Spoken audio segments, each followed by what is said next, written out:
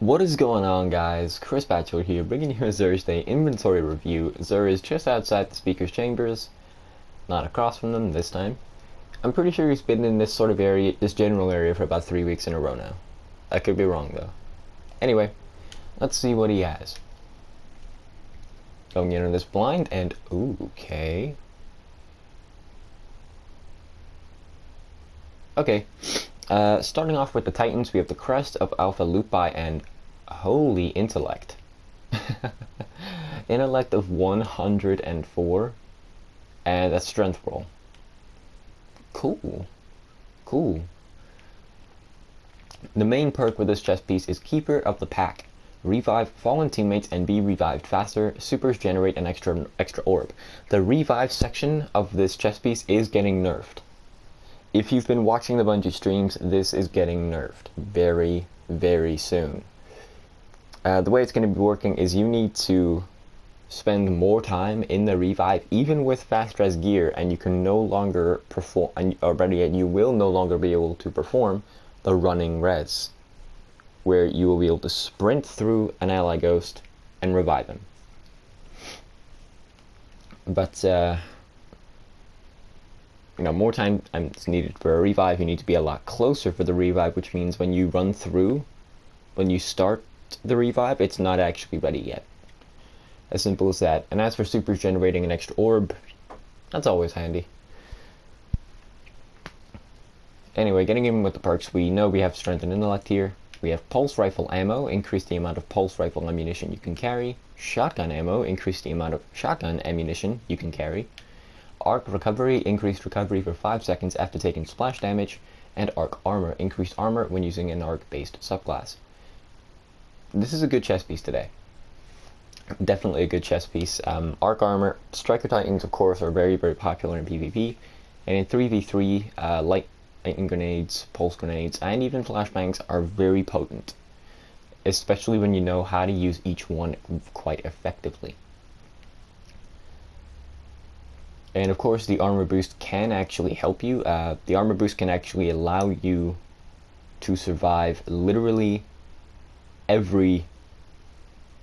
pretty much everything that can deal damage other than the Sleeper Simulant fusion rifle. If you're hit by the Sleeper Simulant fusion rifle, being a max armor striker with arc armor will never save you. That will never be able to save you whatsoever. But it will allow you to survive everything else while in your super. Which is, fantastic. Anyway, moving on to the Hunters, we have the Don't Touch Me Gauntlets. Discipline 40, Strength 45. I like the fact that this is Discipline Strength because I'm looking for some Discipline Strength Hunter gear, but I don't like this exotic. That's the curse right now. For the main perk, we have Defensive Reflex. Taking damage from a melee attack makes you briefly invisible. Now, this is basically the polar opposite of the Escape Artist ability, where dealing a melee attack will let you go invisible. This can sort of stack, but it's not very effective.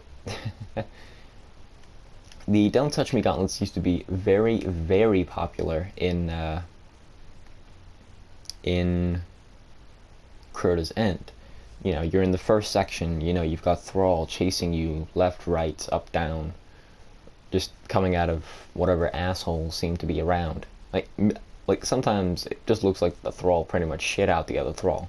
But anyway, this was obviously a helpful exotic.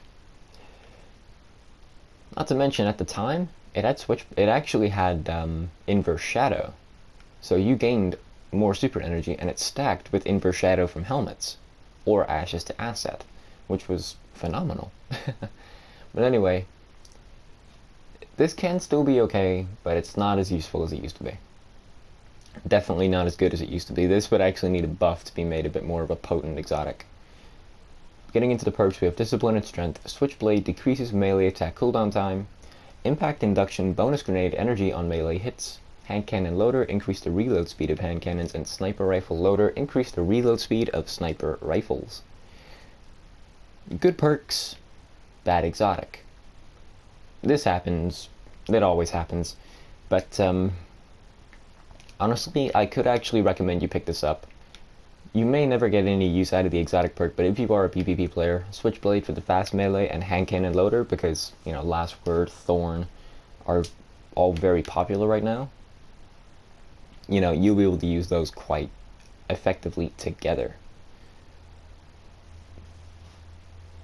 Moving on to the Warlocks, we have the Impossible Machines. Strength of 66, and last stat is Discipline.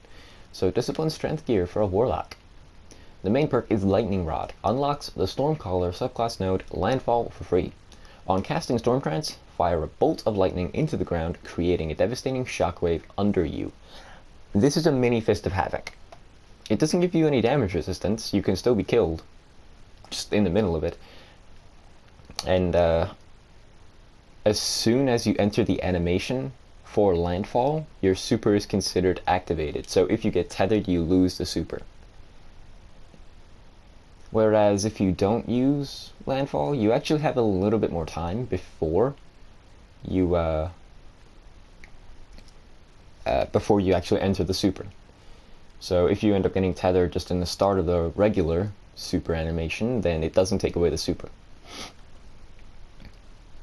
And this will be able to kill almost everything that's beneath it. I don't think Landfall can kill a Sunsinger Warlock with Radiant Skin and the Ram. It can kill one with Radiant Skin, but if the Ram is active, I'm not sure about it. However, this can actually be used to just completely decimate targets. And, of course, this can work in PvP. If you were to, say, kill 3 people camping one area, just with Landfall, and then they respawn nearby, if you have, for example, Ionic Blink on, you can give them chase very, very quickly. Now, getting into the perks, because I'm going to end up talking too much about Landfall here. We have Discipline and Strength, of course. We have Snap Discharge, increase melee attack speed, so fast melee. Impact Induction, bonus grenade energy on melee hits. Hand Cannon Loader, increase the reload speed of hand cannons. And Shotgun Loader, increase the reload speed of shotguns. This is probably the best exotic available this week, the Impossible Machines. I would recommend you pick this one up first. You know, if you do actually main all 3 characters, that's what I base this on. I would recommend picking up the Impossible Machines, then the Crest of Alpha Lupi, and then Don't Touch Me. But I would also recommend that you hold off on picking up the Crest of Alpha Lupi, because we have an exotic chest piece engram this week, which is great. This will give you a chance at things like Twilight Garrison, the ATS-8 Tarantella, something I need to pick up, by the way. It'll give you a chance at things like the Voidfang Vestments as well. It will also give you a chance at this Crest of Alpha Lupi and the Hunter's Crest of Alpha Lupi. There's also the Armamentarium and other stuff. And not to mention, if you hold back these engrams until April 12th, you'll have an opportunity to get some of the new exotics that are coming through, like the Purifier Robes. And of course, we have a Legacy Gauntlet engram this week. This will give you things like Don't Touch Me gauntlets. It'll give you Young Ahamkara Spines.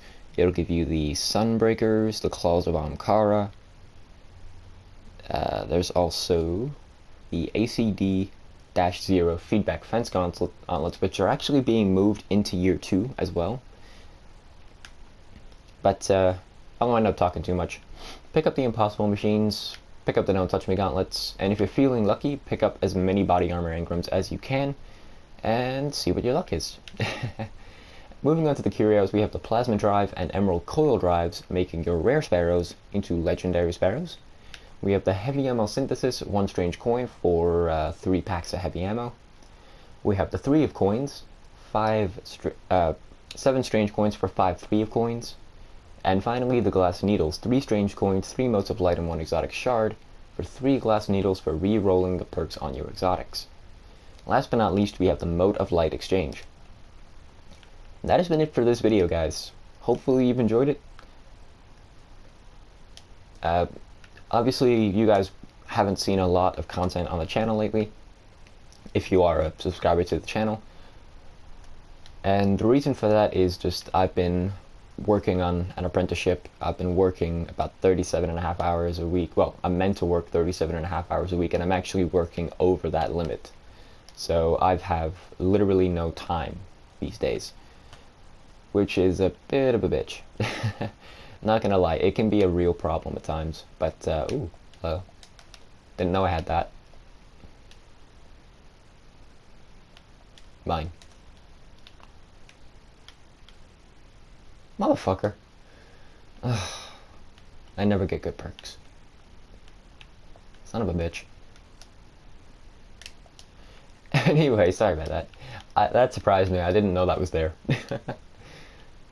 But anyway, guys, thank you for watching the video. If you enjoyed it, don't forget to drop a like down below. And if you want to see more content, then don't forget to... Why? Do I have two? Okay, don't forget to subscribe. And as always, guys, I'll talk to you all later. Peace out.